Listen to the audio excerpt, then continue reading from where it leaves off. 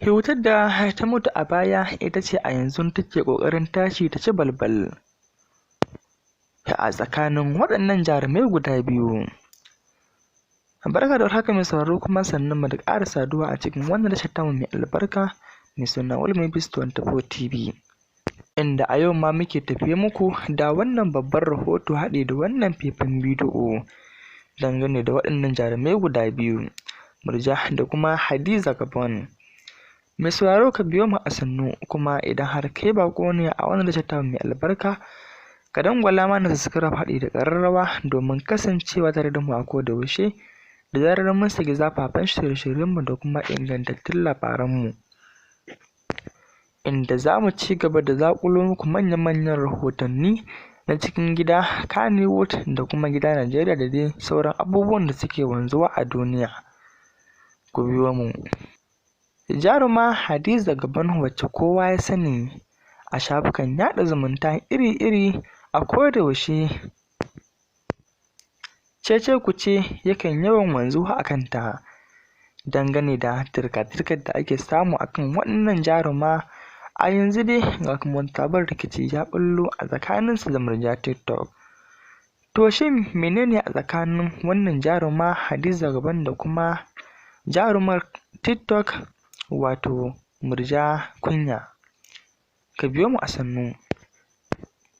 Kowa dai ya san waɗannan jarumai hanyarsu ta bambanta, inda wannan ta kasance 'yar fim, wannan kuma ta kasance 'yar TikTok.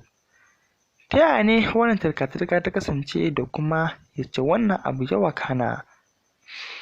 Mai sauraro ka biyo mu a sannu, kuma kar dai ka manta da subscribe and like a wannan bidiyo,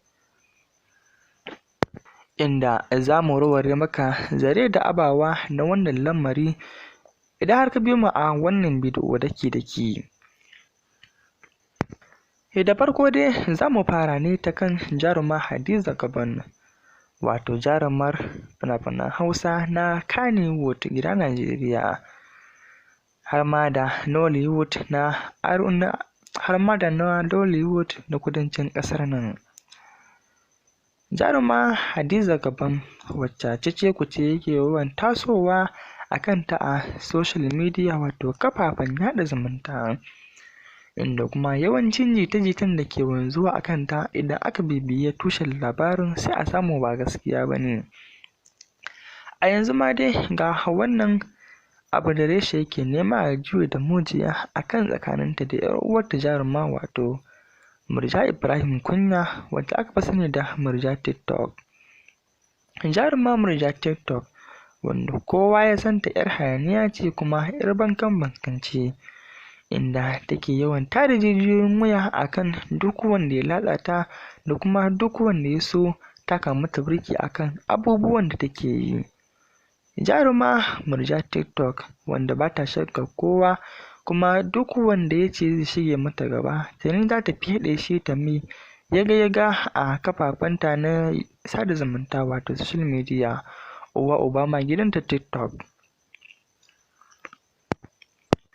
Jarumar TikTok wato jaruma Murja Kunya, wato jarumar TikTok, inda mafi akasarin al'umma da dama suke mata laƙabi da maras kunya, inda har ma ake zarginta da abubuwa kala-kala a nan duniya.